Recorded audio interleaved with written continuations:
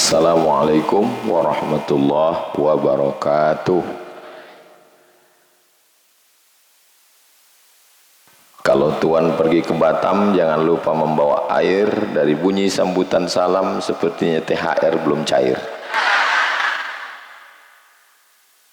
Apa kabar Bapak Ibu semua? Sehat? Pripun kapare panjenenganipun?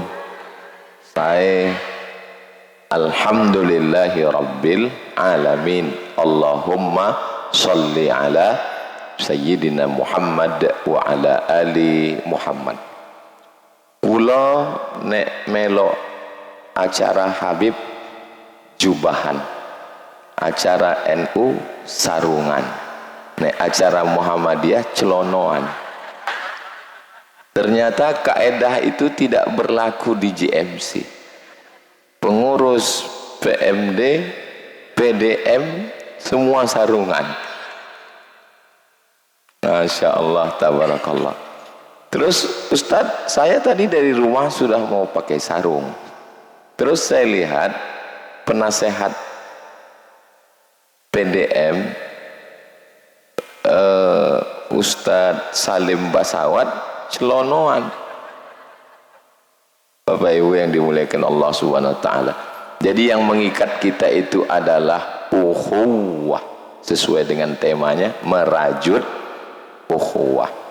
Mau pakai jubah, pakai sarung, pakai celana, yang penting menutup aurat. Kalau antara yang jubah, celana dan sarungan kelahi, yang ketawa yang enggak pakai celana. Jadi kita diikat dengan ikatan, kalau kebetulan satu agama diikat dengan ikatan la ilaha illallah Muhammadur Rasulullah sallallahu alaihi wasallam, kalimatu haqqin 'alaiha nahya wa 'alaiha namutu wa biha nub'atsu. Dengan itu kita hidup, dengan itu kita mati, dengan itu juga nanti kita dibangkitkan menghadap Allah Subhanahu wa taala. Mudah-mudahan kita semua istiqomah insyaallah. Amin. Drone sudah mulai menyala. Lambaikan tangan ke atas. Kira-kira setengah jam lah. Masya Allah, tabarakallah. Saya hanya memancing senyuman Bapak Ibu saja. Kalau dilihat dari wajahnya yang cerah, ini kelihatan warga PDM ini, masyarakat Muhammadiyah jamaah yang tidak punya masalah dan nggak punya utang. Mudah-mudahan yang ada utang cepat lunas utangnya. Oh, banyak juga ternyata. Jadi yang datang kemari ini ada dari berbagai ormas, ada Muhammadiyah, ada LDII, ada juga dari pemerintah mewakili Bapak Bupati. Kalau tuan pergi ke kali jangan lupa bawa belati, kalau selalu mewakili lama-lama bisa jadi bupati. Banyak yang amin kan. Hadir juga tamu kita, ada Pak Tarsan beserta Ustadz Ardi dan Ayahanda Abi Salim beserta keluarga yang tidak dapat saya sebutkan semua satu persatu. Ustadz Somad hanya menyapa orang-orang tertentu, enggak, semuanya saya sapa. Hadirin hadirat, muslimin muslimat, mukminin mukminat, solihin solihat yang belum kawin dan belum sunat, insyaallah podo kabeh mlebu nang surga. Jadi kita setelah ketemuan ini yang perlu dirajut, apalagi yang mau dirajut. Ustadz Abdul Somad yang diundang datang ke GMC ini agama Katolik, agama Protestan, agama Konghucu, Hindu, Buddha datang kemari. Ternyata saudara-saudara kita yang berbeda agama itu melihat dan kesan mereka, ternyata Muhammadiyah GMC itu tidak eksklusif, tidak tertutup. Jadi ternyata kalau saya mau cerita tentang ukhuwah antar umat Islam, antar ormas yang ada di agama Islam, GMC sudah melesat. Makanya tadi waktu fotonya itu tangannya begini. Di mana-mana kadang foto gini, kadang macam-macam, tapi sepanjang saya pengalaman foto baru di GMC ini yang begini, karena dia sudah terbang ke atas. Jadi kalau Ustadz Somad itu cerita ukhuwah masih antar ormas dalam agama Islam, GMC ukhuwahnya sudah lintas agama, tapi masih tetap dalam bingkai toleransi. Karena sekarang banyak juga yang kebablasan, diajak toleransi malah kolaborasi. Tetap bingkainya wala ana abidum ma'abattum wala antum abiduna ma'abud lakum dinukum waliyadin. Ternyata saudara-saudara kita dari beda agama sudah datang kemari, sudah berkunjung, sudah melihat. Jadi kalau ada tulisannya merajut ukhuwah, ukhuwah apalagi yang mau dirajut? Ya namanya juga manusia. Kalau kata pepatah orang kampung saya, sedangkan telur ayam di sangka lagi tersentuh. Sangka itu tempat ayam mengerami telurnya. Telur ayamnya ada gesekan-gesekan. Iya, gesekannya itu yang mau kita hilangkan. Tentu saja ketua PDM dengan saya nggak ada gesekan, tapi caranya kok beda. Tadi ketua PDM di pinggir, Ustadz Somad kok di tengah. Ini perlu saya jelaskan, saya bukan nggak hormat dengan para kiai, para ustadz. Saya di tengah ini untuk menyesuaikan posisi kamera biar presisi di tengah. Ini saya jelaskan supaya jangan ada dusta di antara kita.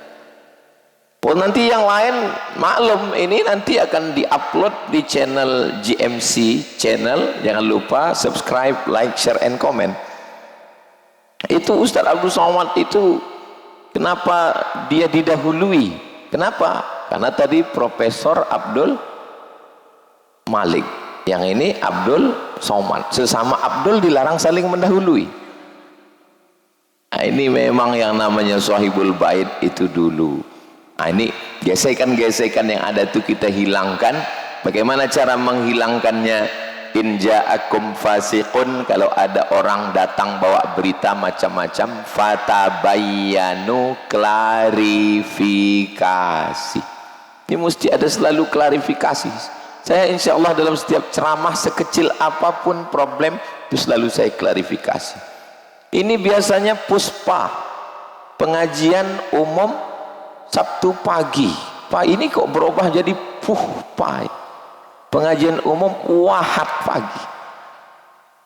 Ya karena kebetulan kita hari ini Ahad, kemarin masyarakat kita masih kumpul dengan keluarga.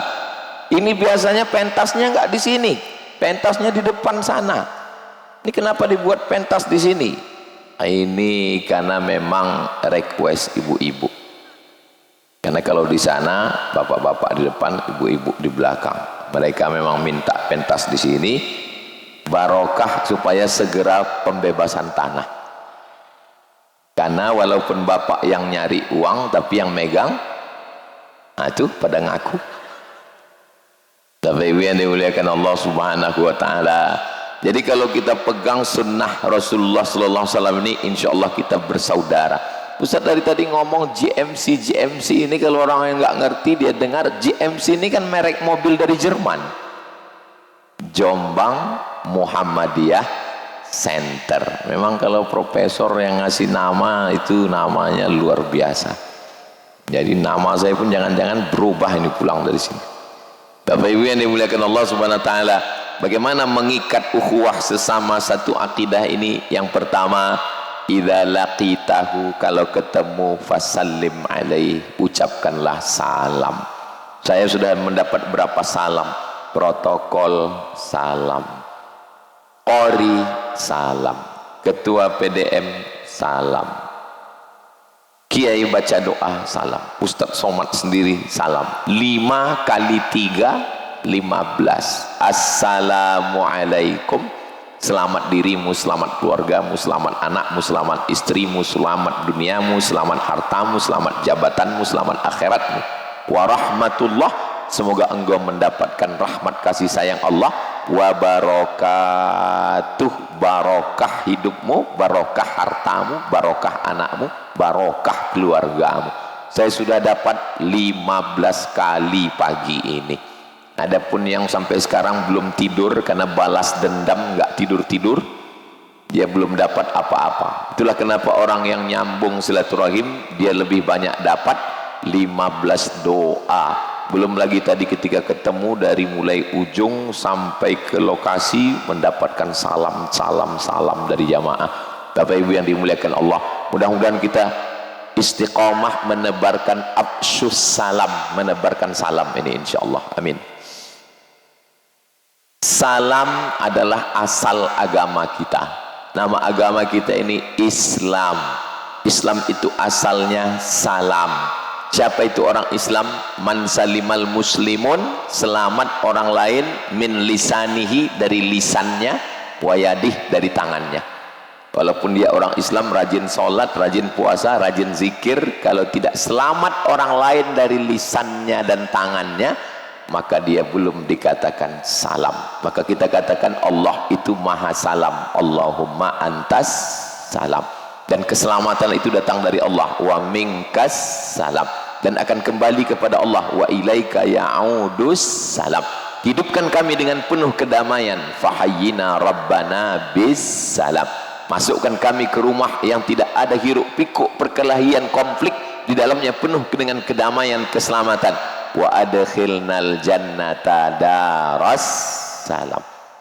Maka keselamatan itu, saya tadi sempat khawatir ini acaranya di mana Ustaz? Acaranya di Tanah Lapang, bukan di masjid, bukan. Jam berapa? Jam 8. Oh, sudah panas itu. Ternyata di Jombang jam 8 itu masih seperti jam 6 di Riau. Adem ayem. Begitulah doa orang-orang yang hatinya penuh dengan kedamaian dan keselamatan. Ini doa Bapak Ibu semua ini. Padahal tadi malam saya pulang dari Ponorogo, hujan. Saya lihat basah. Bahkan tadi pun saya lihat di kaca mobil mulai menetes. Pas melihat itu, astagfirullah. Ya Allah, gimana ini nanti? Ternyata panas enggak, hujan pun enggak. Terus panas dingin. Saudara yang dimuliakan Allah Subhanahu wa taala. Suatu ketika Nabi Muhammad sallallahu alaihi wasallam bertamu ke rumah sahabat. Nabi mengucapkan salam. Assalamualaikum. 3 kali Nabi ucapkan Assalamualaikum. Yang ketiga, Assalamualaikum. Idza sta'dzana ahadukum salasan, kalau kamu mengucapkan salam 3 kali, falam yu'zan, enggak diberi izin, enggak dijawab, falyarji, pulang. Kalau 3 kali sudah mengucapkan salam enggak ada jawaban, pulang. Nabi pun pulang. Ketika Nabi akan pulang, sahabat buka pintu. Waalaikumsalam warahmatullahi wabarakatuh. Loh, kata Nabi, sampean ada di dalam? Ada. Kenapa enggak buka pintu? Karena saya ingin dapat salam darimu 3 kali ya Rasulullah. Jangan diamalkan ini. Jangan nanti Ustadz ketua PDM datang 3 kali baru dibuka. Pas ditanya kenapa nggak buka? Mengamalkan hadis yang diceramahkan Ustadz Somad kemarin. Makanya kalau ada penceramah yang salamnya sampai 3 kali, Assalamualaikum warahmatullahi wabarakatuh. Waalaikumsalam warahmatullahi wabarakatuh. Karena kurang semangat, diulang sekali lagi. Assalamualaikum warahmatullahi wabarakatuh. Waalaikumsalam. Kurang juga semangat. Oh, akhirnya dia pantun. Kalau tuan pergi ke Batam, jangan lupa membeli ragi. Siapa yang enggak nyambut salam, suaminya kawin lagi. Barulah semangat. Sebetulnya salam 3 kali itu ya sunnah. Kenapa? Karena perbuatan yang baik ada tikrar, diulang 3 kali. Tapi saya tadi hanya sekali saja. Dan salam itu memang 3. Salam yang pertama wajib dijawab. Salam yang ketiga enggak boleh dijawab. Salam yang ketiga kita enggak mau mendengar jawabannya. Salam yang pertama wajib dijawab. Assalamualaikum warahmatullahi wabarakatuh. Salam. Salam yang kedua enggak boleh dijawab. Salam imam waktu sholat subuh tadi. Assalamualaikum warahmatullahi. Enggak perlu dijawab. Jangan dijawab. Waalaikumsalam Pak Imam. Salam yang ketiga kita enggak ingin mendengar jawabannya.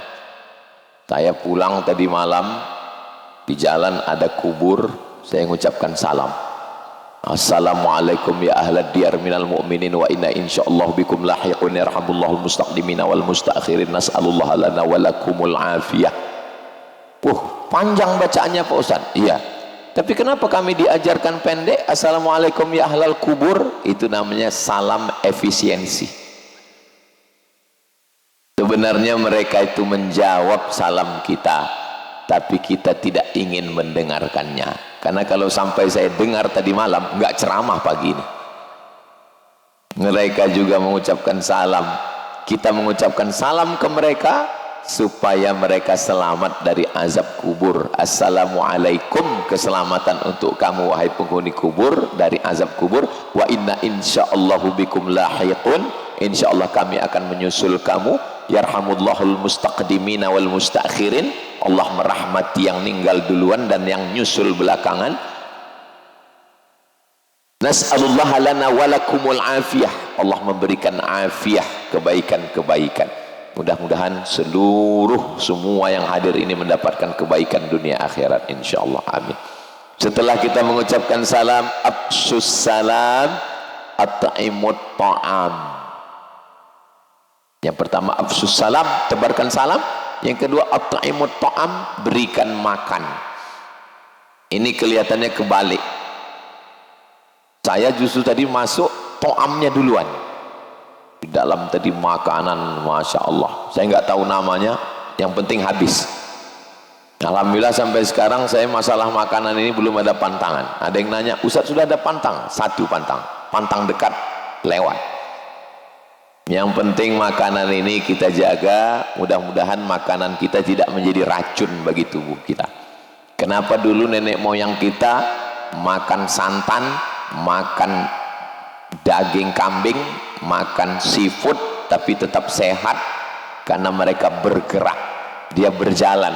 Fi kulli harakah barokah, setiap gerak ada barokahnya. Kenapa makanan yang dulu jadi energi sekarang malah jadi racun? Masuk santan, masuk minyak, masuk gula, tarik selimut, hidup AC, bismika Allahumma ahya wa amut. Akhirnya menggumpal di dalam badan, menjadi kolesterol, menjadi asam urat, asam lambung, akhirnya menjadi penyakit. Mudah-mudahan yang sakit disembuhkan Allah subhanahu wa ta'ala. Saudaraku yang dimuliakan Allah subhanahu wa ta'ala, al-adullukum, maukah kamu aku tunjukkan siapa itu orang-orang yang mendustakan agama. Orang yang mendustakan agama bukan orang yang ngolok-ngolok ngejek agama di medsos. Itu orang yang mengejek agama dilaporkan ke Bapak Polisi. Alhamdulillah Pak Kapolsek hadir bersama kita, mudah-mudahan diberikan kekuatan insyaallah. Pak Kapolsek sudah banyak bertugas keliling. Apa kesan Pak Kapolsek di Jombang? Ternyata di sini ada Muhammadiyah, ada Nahdlatul Ulama, ada LDII, dan sholat tarawihnya setiap malam Ramadan pindah-pindah ke masjid-masjid. Malam ini tarawih di masjid NU, malam besok sholat tarawih di masjid Muhammadiyah, besok malam di masjid LDII, dan ini tidak ada di tempat lain, kata Pak Kapolsek. Mudah-mudahan terinspirasi dari Jombang ini menebar ke seluruh Nusantara insyaallah. Dan ini adalah tempat terayomi, terlindungi minoritas saudara-saudara kita. Moderasi beragama paling berhasil dan mendapatkan penghargaan se-Asia, diantaranya adalah kota Jombang, tempat percontohan bagaimana orang berbeda agama, beda keyakinan, beda ormas, beda aliran bisa hidup bersama, berdampingan. Sehingga contoh model ini nanti akan didengar oleh saudara-saudara kita dimanapun berada, sehingga mereka mengambil pelajaran. Man sanna fil islami sunnatan hasanatan, siapa yang membuat satu kebaikan dan orang lain terinspirasi dengan kebaikan itu, di tempat lain mereka melakukan perbuatan yang sama, wa fi dzalika falyatanafasil mutanafisun, dalam perbuatan baik itu mereka berlomba-lomba dalam kebaikan. Sekolahnya 28, pesantrennya 5, rumah sakitnya 3, milik Muhammadiyah di Jombang. Sudah besar, tapi dakwah ini tidak pernah berhenti karena masyarakat terus makin bertambah. akhirnya dibebaskan tanah untuk SMAM, SMA Muhammadiyah. Tambah lagi kemari berdiri masjid, tambah lagi kemari belum lunas. Jadi judulnya kita ngumpul pagi ini memang betul merajut ukhuwah, tapi kalau kita sudah bersaudara, sudah selamat, sudah barokah, sudah salam, sudah makan, apakah cukup sampai di situ? Belum. Terus apa kelanjutannya? Mau dibawa kemana hubungan kita, Besti? Pikiran ini tidak bisa kita hentikan. Kalau mulut bisa saya hentikan, diam. Kalau tangan bisa saya hentikan, berhenti. Kalau kaki bisa saya hentikan, stop. Tapi pikiran tidak bisa berhenti. Orang akan selalu ingin. Yang sudah punya mobil besar ingin punya bis. Yang sudah punya rumah besar ingin 2 lantai. Selalu ingin. Maka keinginan dalam pikiran ini mesti dibawa untuk memikirkan agama Allah. Jangan heran orang kaya walaupun mobilnya mahal, dia masih punya keinginan dan mengatakan Tuhan itu tidak sayang. Kenapa? Karena ternyata mobil dia, mobil sport yang 5 miliar itu, kata dia nggak ada apa-apanya, karena dia melihat ke atas, lihat temannya yang punya private jet. Itu kemarin Ustadz saya lihat di posting pakai private jet punya orang. Bapak Ibu yang dimuliakan Allah Subhanahu wa taala, jadi pikiran manusia ini selalu, makanya pikiran ini tidak bisa kita hentikan. Pikiran ini hanya bisa kita alihkan konsentrasinya dari memikirkan gelang, anting, cincin, rumah, mobil, tas bermerek, branded, kita alihkan memikirkan agama Allah. Saya mau jamaah ini jangan hanya sekedar menikmati pengajian, ngaji enggak, tapi saya mau datang ke kiai, datang ke ustadz, datang ke ketua PDM dan bertanya, berapa kelas lagi, berapa asrama lagi, berapa toilet lagi, berapa meter lagi. Alhamdulillah Ustaz Somad setelah ngaji kemarin banyak jamaah yang nanya berapa meter lagi, berapa asrama lagi, berapa kelas lagi. Mereka nanya, mau beli? Enggak, nanya aja. Saudaraku yang dimuliakan Allah Subhanahu wa taala, puncak dari ibadah, coba kita perhatikan puncak ibadah itu di mana? Makan sahur, nahan makan, nahan minum, nahan mata, nahan telinga, nahan tangan, nahan kaki, nahan hati, nahan pikiran. 30 hari, 29, 30, 29, 30, tapi puncaknya 2,5 kilo, 2,7, 3 kilo zakat fitrah. Enggak diterima puasanya kalau zakat fitrahnya enggak dibayarkan. Apa maknanya? Ibadah yang paling berat puasa, nahan makan, nahan minum. Bahkan di tempat saya itu sampai ada disediakan rumah makan hantu yang kakinya kelihatan, kepalanya enggak kelihatan. Di Jombang ada. Jangan kuat-kuat. Saudaraku yang dimuliakan Allah Subhanahu wa taala, puncak ibadah yang berat-berat tadi, puncaknya adalah 2,5 menurut Kementerian Agama. Ada yang 27, ada yang 3 kilogram pada zakat fitrah. Apa maknanya? Ibadah yang berat, puncak terberatnya adalah ibadah harta. Ibadah dalam Islam, syahadat, rukun Islam, syahadat, sholat, zakat, puasa. Puncaknya haji. Kenapa haji puncaknya? Tiket pesawat, hotel, akomodasi, konsumsi, biaya termahal. Ibu-ibu yang sudah berdiri tadi, KBI HU. Di mana-mana saya tahunya KBIH. Di sini KBIH. Memang yang betul itu KBIH. Karena kalau KBIH itu maf'ulun bih mansubun wa alamatun nasbihi fathatun dhahiratun fi akhirih. Aslinya dia mesti dhammah. KBIH, mudah-mudahan segera berangkat haji dan umrah ke Baitullah. Puncak ibadah itu adalah yang mengeluarkan harta. Coba kita lihat di awal surat Al-Baqarah. Alladzina yu'minuna bil ghaibi wa yuqimuna as-salata wa mimma razaqnahum. Pertama beriman kepada yang gaib, Allah gaib, malaikat gaib, surga neraka gaib, akhirat gaib. Setelah beriman kepada yang gaib, wa yuqimunas shalah, menegakkan salat. Puncaknya wa mimma razaqnahum yunfiqun, berinfak, mengeluarkan harta. Makanya ibadah yang paling banyak cabangnya itu harta. Zakat, wakaf, infak, sedekah, wasiat, hibah, ghanimah.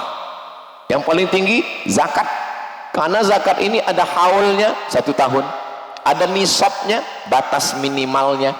Kambing 40 ekor 1 ekor, onta 5 ekor 1 ekor kambing, emas 85 gram 2,5%. Begitulah, ada batasan-batasan.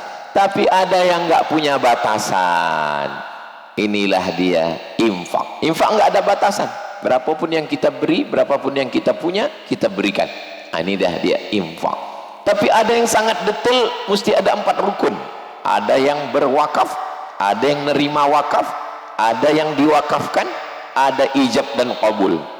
Saya wakafkan tanah ini kepada Muhammadiyah.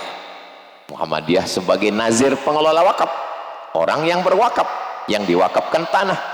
Lalu kemudian ada ijab dan qabul, maka disebut dengan wakaf. Makanya tidak tepat kalau ada orang menulis kotak wakaf, karena kita nggak pernah akad sama kotak. Nggak pernah kita akad sama kotak. Aku berikan ini kepadamu kotak, kotaknya jawab aku terima. Maka yang paling tepat itu adalah kotak infak. Kalau kotak sodakoh Pak Ustadz kurang tepat juga, karena sodakoh itu yang paling ringan. Tabassumuka fi wajhi akhika sodakoh, senyummu ke wajah saudaramu sodakoh. Artinya kalau punya harta infak, kalau nggak punya harta sodakoh. Maka jangan tulis kotak sodakoh, nanti kalau lewat semua senyum aja. Setiap lewat, paling tepat kotak infak. Saya biasanya kalau tausiah, pas saya sudah ngomong infak, baru kotaknya keluar. Tapi ceramah di JMC nggak ada pakai kotak. Kenapa? Karena langsung pakai transfer banking, pakai kris. Tapi saya lihat nggak ada barcode-nya. Barcode mesti disebar, tinggal keluar handphone jamaah di depan pintu, tinggal scan. Kamu tadi scan barcode? Enggak, dipoto aja. Kalau dilihat dari senyumnya ini jamaah ini tabungannya paling dikit 100 juta.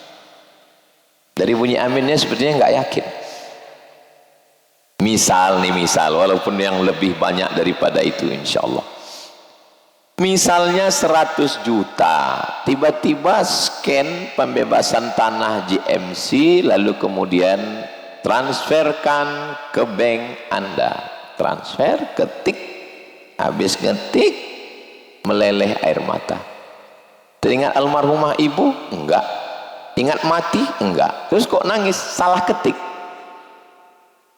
Rencana nolnya 5, ternyata kepencet jadi 6. Kalau 5 kan 100.000, kalau 6 1 juta. Itulah yang membuat nangis nggak henti itu. Malang nggak dapat ditolak, untung nggak dapat diraih, nyawa sampai masanya, kematian pun tiba, meninggal. 100.000 yang dimasukkan ke JMC pembebasan tanah 1 juta, meninggal. Yang dibawa mati yang 1 juta atau yang 99? Yang 1 juta itulah yang dibawa mati, yang 99 diambil bapak untuk jangan suuzon. Saudara yang dimuliakan Allah Subhanahu wa taala, saya hanya sekedar menggambarkan betapa yang kelihatannya sekarang nyata menjadi fata morgana. Mobil nyata, rumah nyata, tas nyata, gelang nyata, cincin nyata. Kenapa Ustaz ketika ngomong gelang dan cincin ngelihatnya ke sana? Supaya nggak ada yang tersinggung. Kunci mendengar tausiah Ustaz Somad itu kuncinya 1, jangan tersinggung. Ada beberapa jamaah yang tersinggung, sakit hati, pulang, meninggal. Bukan karena tersinggung juga, karena ajalnya sudah sampai. Yang sekarang ini terlihat nih nyata, ini rumah nyata, mobil nyata, uang nyata, dompet nyata, handphone nyata, tapi dalam sekedip mata yang nyata ini menjadi fata morgana. Rumah menjadi tidak nyata karena berpindah tangan menjadi milik orang lain. STNK BPKB beralih dibawa ke kantor Samsat, nama bapak berganti dengan nama orang lain, nama ibu di surat tanah, akte notaris, yayasan bertukar dengan nama orang lain. Ada yang paling menyakitkan, Pak, tolong tarik napas pelan-pelan. Surat nikah berganti menjadi nama Bronis, Brondong Manis. Tolong ibu jangan ketawa kuat, pikirkan juga perasaan mereka.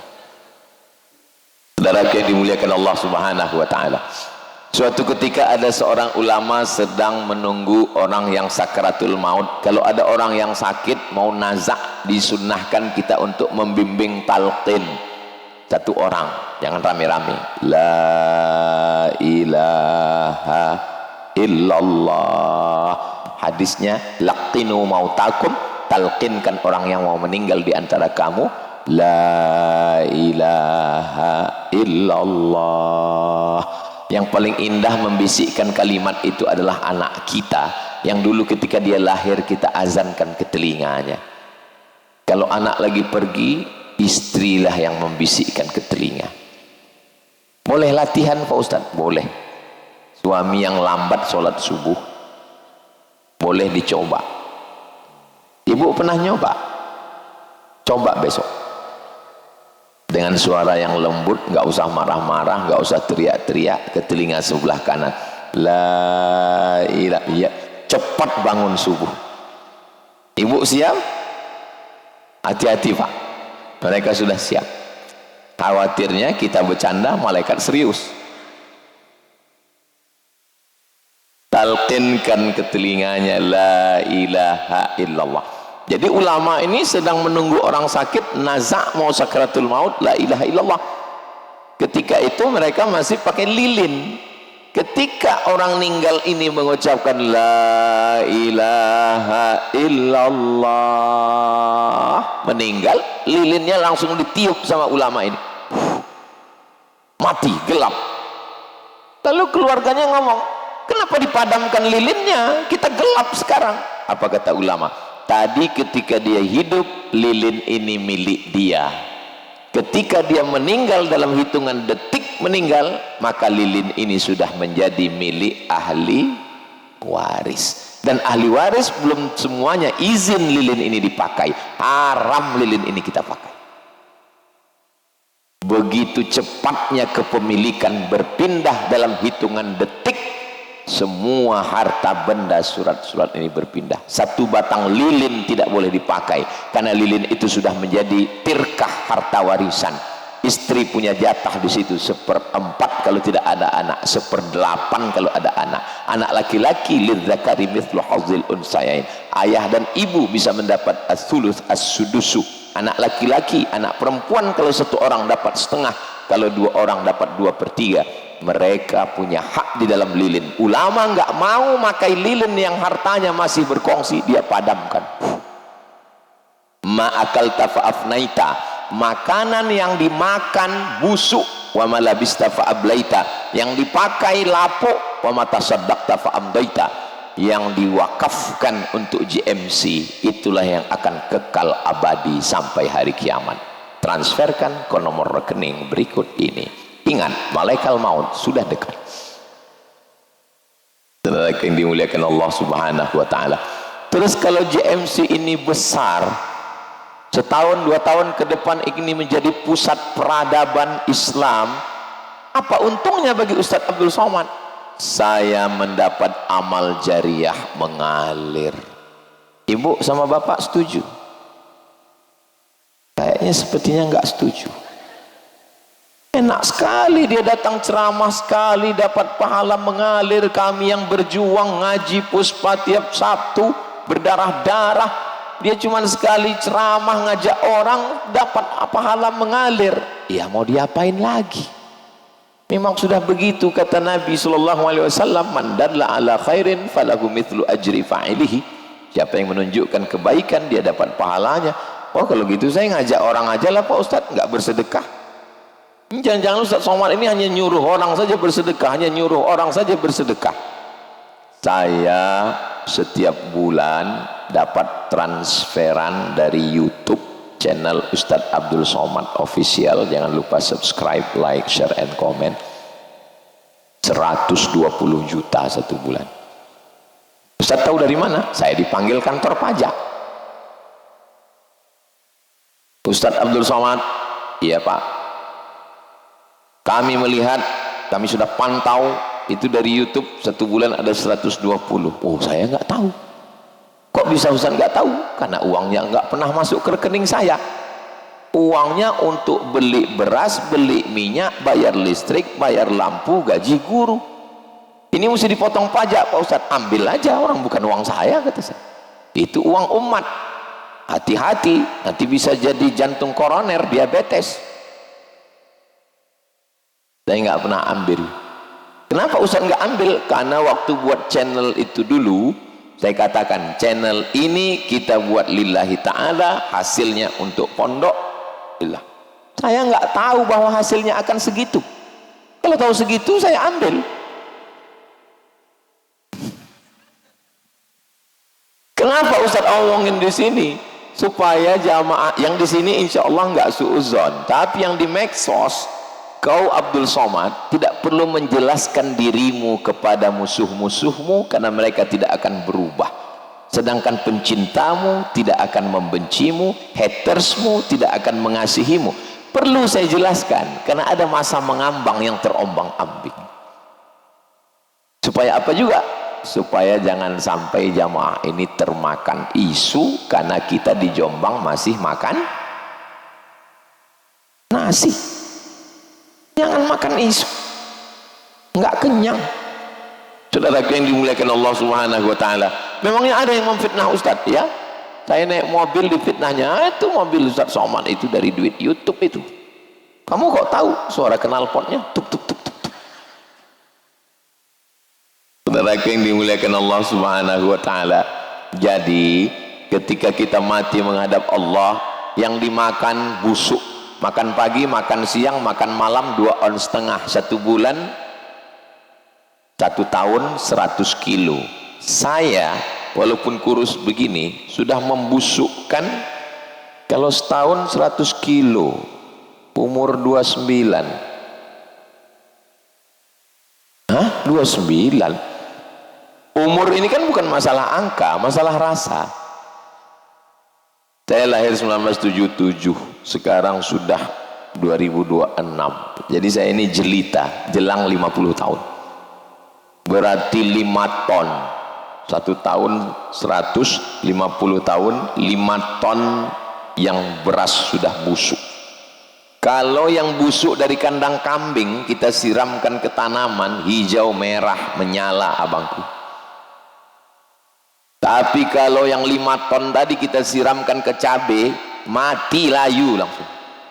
Sakikan manusia ini nggak ada manfaatnya kalau dilihat dari kotorannya. Mohon maaf, jangan dibayangkan makan siang nanti. Malabis tafa'ablaita yang kau pakai lapuk. Berapa yang sudah lapuk dari atas peci sampai ke bawah? Sekaya-kayanya orang Jombang, pakaiannya paling tebal 3 lapis, 1 singlet, 2 jas, 3. Itu sudah kaya. Kalau ada orang yang pakaiannya sampai 4 lapis, itu bukan kaya, demam. Sekaya-kayanya makan itu paling enak tenan nih ya. Dahar, makan, nambah 1 kali lagi. Paling 3 kali itu sudah malu. Kalau ada sampai 4 kali nambah, tolong periksa, ususnya bocor. Hidup ini cuma 2, makan pakai, rumah pakai, mobil pakai, makan pakai, tanah pakai, sampai akhirnya semuanya hilang fata morgana.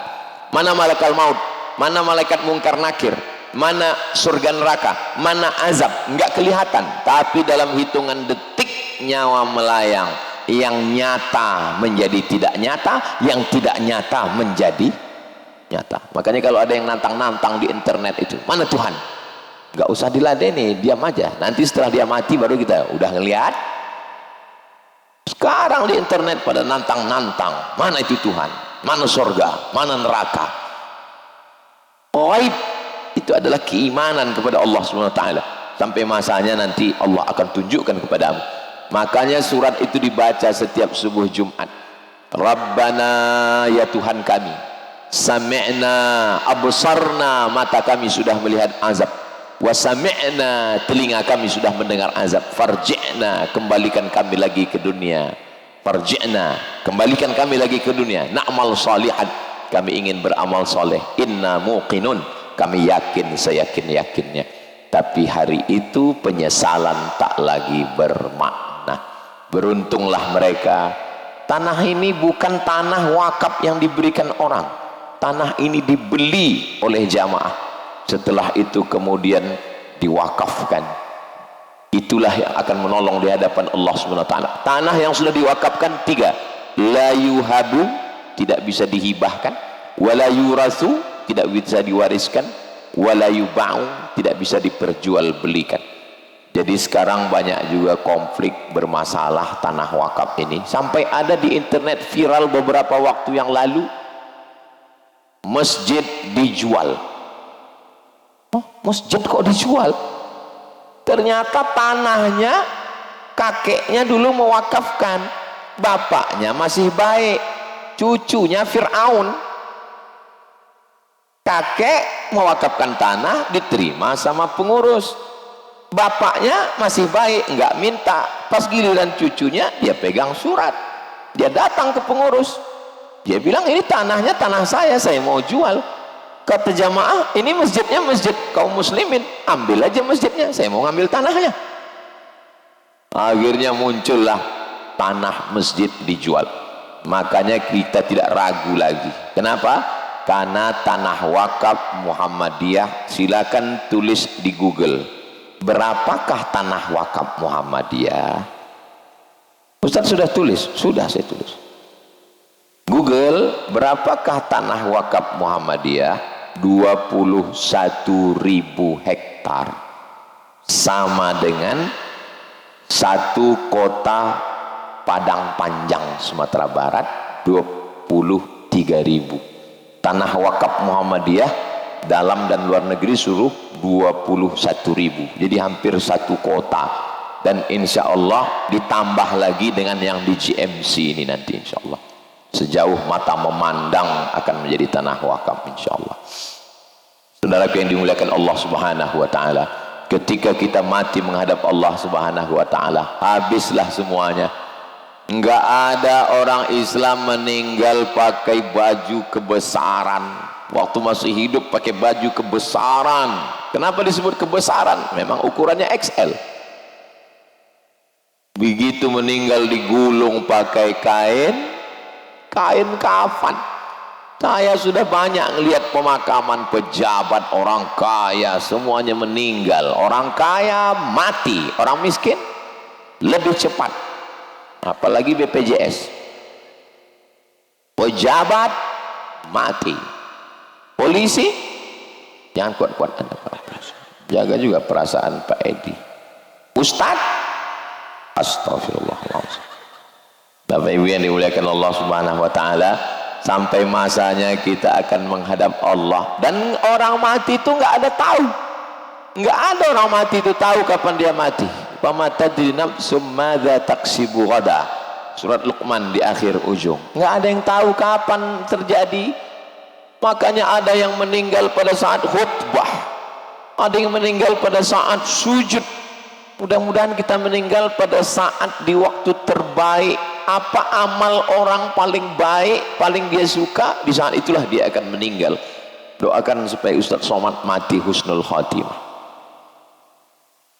Saya pula yang cemas. Saudara yang dimuliakan Allah Subhanahu wa taala, kematian itulah nasihat yang paling dalam dan yang paling tajam. Saya sampai saat ini pergi ke rumah kiai, ke rumah habib, ke rumah ustadz, minta nasihat, tolong nasihati saya. Mereka hanya senyum-senyum saja. Akhirnya saya mencari nasihat ke liang lahat. Kalau ada keluarga yang meninggal jamaah, saya datang, saya hadir ke tempat liang lahat, melihat pemakamannya, saya berdiri pada bagian kepala dan saya menginstruksikan kepada mereka yang memakamkan, buka penutup kepala wajahnya, buka talinya, letakkan tanah liat di tengkuknya, di pinggangnya, di kakinya, di betisnya, hadapkan ke kiblat, tempelkan hidungnya ke dinding liang lahat, letakkan papannya, letakkan tikar supaya tanahnya tidak jatuh ke bawah, pelan-pelan, jangan diinjak, jangan menghalangi pemakaman. Supaya apa? Supaya saya melihat dengan mata kepala dan saya melihat langsung, menanamkan keyakinan dalam diri. Bagi saya nasihat melihat pemakaman itu lebih dalam ke dalam hati saya. Tapi perempuan jangan. Perempuan tidak dianjurkan untuk datang ke liang lahat. Perempuan di rumah saja. Laki-laki dianjurkan. Kenapa perempuan nggak boleh melihat liang lahat? Karena perempuan itu daya rekamnya kuat. Perempuan kalau sudah ngingat sekali sampai mati dia nggak lupa. Dikhawatirkan dia nanti terlalu sedih. Kalau laki-laki ini amnesia. Dia cepat lupa. Dia ngelihat habis itu sudah lupa. Kecuali yang di sini, ini laki-laki soleh. Bapak Ibu yang dimuliakan Allah Subhanahu wa taala, makanya kata Nabi, wa kafa bil mauti wa'iza, cukuplah kematian itu sebagai nasihat. Saya pernah diundang Bapak Kepala Kantor Kementerian Agama di salah satu kabupaten kota, nggak boleh disebut namanya, menjaga kode etik jurnalistik. Ustaz Somad, kalau mau makan aja, nggak usah tahan. Saya lihat Ustaz Somad ini kurus, kayaknya jaga makan ya. Saya bilang, saya kurus ini bukan jaga makan, memang sudah takdir begini. Terus kita pas makan, Ustaz tahu nggak kenapa Pak Kepala Kantor? Ada orang Pak Ustaz, kalau kita duduk di pinggir jalan lewat 10 kol diesel, itu 7 punya dia, 3 punya orang. Duduk kita lewat 10 kol diesel, bawa sawit, bawa karet, itu yang 10 kol diesel lewat, 7 punya dia. Oh, berarti kaya sekali dia. Kaya Pak Ustadz. Tapi kalau dia pergi kemana-mana bawa tas, itu di dalamnya ada rebus pisang Pak Ustadz. Kenapa dia bawa rebus pisang? Karena kalau dia lapar, dia makan pisang rebus. Dan botol minumannya itu sudah kusam Pak Ustadz. Kenapa? Karena airnya diisi ulang terus. Dia nggak mau beli di jalan. Dan kalau makan sama dia Pak Ustadz, nanti pas giliran bayar dia pura-pura mencret ke belakang. Pelit sekali orangnya. Begitulah Pak Ustadz. Mana dia sekarang? Mati Pak Ustadz. Mati. Sebetulnya Bapak Kemenak mau nasihatin saya, jangan pelit seperti dia Pak Ustadz. Pada akhirnya mati dan tidak meninggalkan apa-apa yang akan dibawa mati. Semuanya tinggal untuk yang hidup. Makanya kata Nabi, kamu ini terlalu banyak memikirkan harta orang lain daripada harta kamu. Kata sahabat, enggak ya Rasulullah, kebun kurma punya kami, rumah punya kami, tanah punya kami, ternak kambing punya kami, onta punya kami. Enggak, kamu lebih banyak memikirkan harta orang daripada harta kamu. Maksudnya apa ya Rasulullah? Karena kebun yang kamu urus, kambing yang kamu urus, onta yang kamu urus, kalau kamu mati itu punya orang. Sedangkan yang punya kamu adalah yang kamu sedekahkan, kamu wakafkan, kamu infakkan. Itulah yang akan kamu bawa menghadap Allah Subhanahu wa ta'ala. Yang sudah berwakaf, berinfak untuk GMC, alhamdulillah. Yang belum, insya Allah. Yang enggak mau, inna. Saudara yang dimuliakan Allah Subhanahu wa ta'ala, tadi saya lihat kotaknya itu ternyata kotak-kotak besar waktu dibagi tadi. Kotak besar. Kenapa kotak besar? Supaya jangan hanya yang masuk itu uang. Karena tidak semua ibu-ibu bawa uang. Bisa juga diisi dengan cincin, gelang, rantai. Tapi tolong pastikan emasnya asli. Jangan sampai nanti PDM membawa ke toko emas, dia bilang mohon maaf, imitasi. Nanti masuk surga, surganya juga hoax. Saudara yang dimuliakan Allah Subhanahu wa ta'ala, memang hidup ini misteri.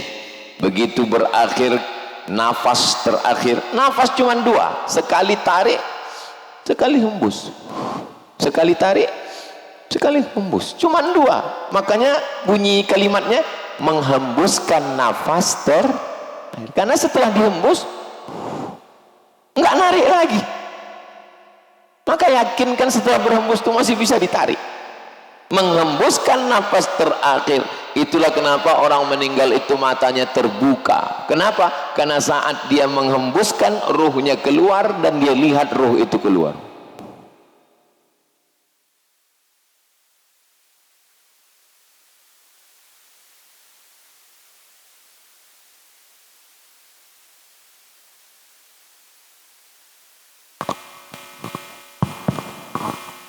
Saya tadi mulai jam 7.15, sekarang jam 8:05. Jadi memang mic ini di setel 50 menit. Saya lupa bawa jam. Jadi memang ada, kalau di tempat lain kadang pakai surat dikasih, nggak profesional banget. Ustadz, waktu sudah mau habis. Tapi di GMC mic-nya mati sendiri. Ini tolong panitia yang lain tiru GMC. Nah, jadi begitu, jadi nampak profesional. Saya pernah juga ceramah di salah satu kota, di atas mejanya itu dipasang lampu 3, kuning, hijau, merah. Saya tanya, Pak Ketua Masjid, ini meja Dewan Juri MTQ? Bukan Pak Ustadz. Terus kenapa ada lampunya? Karena banyak penceramah kalau sudah disuruh ceramah lupa berhenti. Maka dibuat lampu kuning untuk ngasih tahu, tet, 10 menit lagi. Terus saya dari tadi kok nggak hidup-hidup? Kami segan Pak Ustaz. Nah, dari 10 menit ini kepada yang bawa kotak silakan. Utamakan yang nyebar tadi, kan yang bawa kotak tadi adik-adik. Ya kresek sedekah. Utamakan jangan lagi adik-adik perempuan yang bawa kotak ini tapak suci. Keluarkan jurusnya sekalian. Nanti al-akhilla ba'duhum, orang-orang yang berteman, bersahabat, berkawan akrab di akhirat itu ba'duhum li ba'din adu, mereka kelahi. Gara-gara kamu saya minum khamar, gara-gara kamu saya pakai narkoba, gara-gara kamu saya dugem. Kenapa kamu buat dosa? Kamu yang ngajak, kamu juga yang salah. Kenapa gratis? Kelahi mereka di hadapan Allah. Illal muttaqun, kecuali orang yang bertakwa. Orang bertakwa di akhirat saling memuji. Gara-gara kamu saya berwakaf tanah GMC. Terima kasih saudaraku. Gara-gara kamu juga kita pembebasan tanah yang waktu itu pentasnya sengaja tidak di atas paving block karena belum dibayar itu kan. Saudaraku yang dimuliakan Allah, mudah-mudahan nanti kita di akhirat saling memuji insyaallah. Bersama di GMC, bersama di surga Jannatul Firdaus. Orang beriman itu nggak mau masuk surga sendirian. Makanya ketika ada sahabat Nabi berkulit hitam memeluk Nabi erat, kenapa kamu peluk saya? Saya berkulit hitam, miskin, susah, hamba saya. Saya belum tentu bisa bertemu denganmu nanti di surga ya Rasulullah. Apa jawab Nabi SAW? Almar'u ma'aman ahab, orang akan bersama dengan siapa yang dia cintai. Dan kebersamaan kita ini bukan dalam maksiat, kebersamaan kita dalam amal somat, amal soleh. Kebersamaan kita dalam dua hal. Innal insan, semua manusia ini lafi khusr, rugi kita ini semua. Illalladzina amanu, kecuali orang yang beriman, wa amilus solihat, beramal soleh. Apakah cuma dua ini saja? Ada dua lagi. Watawasau bil haq, watawasau bis sabr. Kalau hanya sekedar beriman sendirian, wa amilus solihati personal, individual.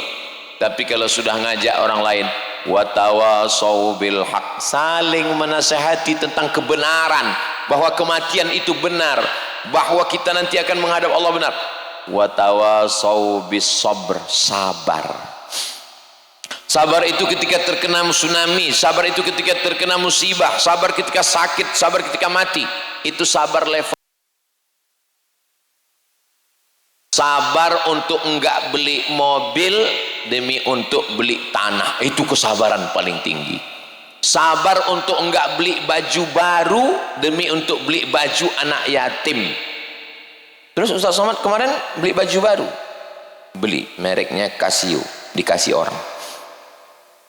Sabar untuk tidak berlebih-lebihan makan demi untuk makannya fakir miskin. Sabar untuk tidak berlebih-lebihan pada tempat tinggal demi untuk rumah Allah. Itulah kesabaran yang paling tinggi. Makanya kesabaran yang paling tinggi itu sabarnya Nabi Muhammad sallallahu alaihi wasallam. Nabi itu tidak miskin, tapi hidupnya penuh dengan kesabaran. Nabi menikah dengan Sayyidatuna Khadijah usia 25 tahun, maharnya 20 ekor onta. Satu ekor onta ya lebih lah 50 juta, tapi karena kita sudah jadi jamaah JMC 50 juta aja lah. Satu ekor 50 juta kali 20 ekor berarti 1 miliar. Saya sebetulnya jarang menyampaikan tentang ini karena saya khawatir ini akan merusak harga mahar, tapi di GMC ini saya sampaikan. Satu ekor onta 50 juta kali 20 ekor 1 miliar mahar Nabi dengan Sayyidatuna Khadijah. Jadi kalau nikahnya maharnya 1 miliar, kira-kira orang kaya apa orang miskin? Kaya. Nabi ketika berkurban, Nabi sembelih sendiri 63 ekor. Sisa 37 Nabi berikan pisaunya kepada Sayyidina Ali. Ya Ali, lanjutkan. Ali motong 37. 63 tambah 37 100 ekor onta kali 50 juta. Berapa itu? Wakeh tenan. Terus yang miskin itu siapa? Yaitu yang maharnya kupinang kau dengan bismillah. Terus yang miskin itu siapa? Yaitu waktu rapat dengan ketua masjid pas kurban, 1 ekor sapi kurus 7 orang minta kupon 3. Jadi cerita tentang masalah harta, bapak yang punya kebun lanjutkan, yang punya kebun tebu, yang punya